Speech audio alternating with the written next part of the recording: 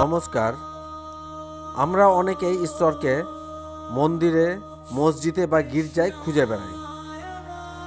কেউ ভাবেন তিনি আকাশে থাকেন, আবার কেউ ভাবেন তিনি কেবল মূর্তিতেই সীমাবদ্ধ।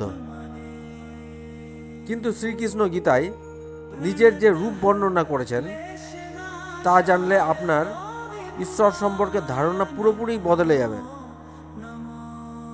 আজকের পর্বে আমরা জানব বিভূতি যোগ বা ঈশ্বরের সেই সব রূপের কথা যা আমাদের চারপাশে ছড়িয়ে আছে।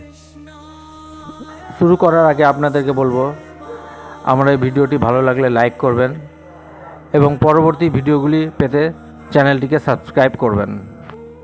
অর্জুন শ্রীকৃষ্ণকে জিজ্ঞেস করেছিলেন, হে প্রভু, আপনার দিব্য রূপগুলো কি কি, যার মাধ্যমে আমি আপনাকে চিনতে পারব?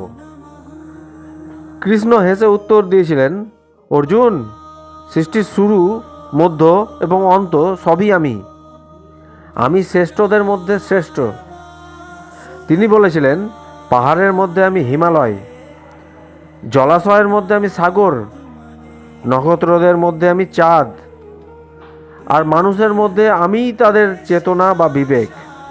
কৃষ্ণ শিখিয়েছিলেন যে ঈশ্বর কেবল বাইরে কোথাও বসে নেই, তিনি প্রতিটি প্রাণীর হৃদয়ে পরমাত্মা হিসেবে বাস করেন।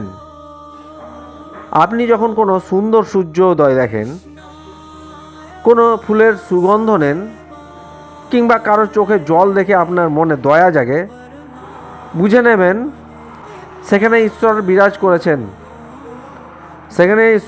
করছেন। যা কিছু সুন্দর, যা কিছু শক্তিশালী এবং যা কিছু সত্য, সবই ভগবানের একটি বিভূতি বা প্রকাশ। আমরা অনেক সময় ভাবি আমি একা, আমার পাশে কেউ নেই। কিন্তু শ্রীকৃষ্ণের এই শিক্ষা আমাদের মনে করিয়ে দেয় যে তিনি সবসময় আমাদের ভেতরেই আছেন।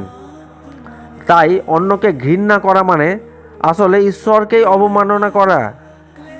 আপনি যখন প্রতিটি মানুষের মধ্যে ঈশ্বরকে দেখতে শিখবেন, তখন আপনার জীবনে রাগ, ঘৃণা বা হিংসা থাকবে না। আপনার মন প্রেমে পূর্ণ হয়ে যাবে।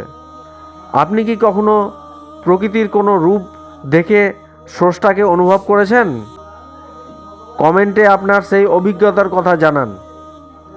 পরবর্তী পর্বে আমরা জানব গীতার সবচেয়ে রোমাঞ্চকর অংশ, শ্রীকৃষ্ণের সেই ভয়াবহ বা অলৌকিক বিশ্বরূপ দর্শন সম্পর্কে। ভিডিওটি ভালো লাগলে শেয়ার করুন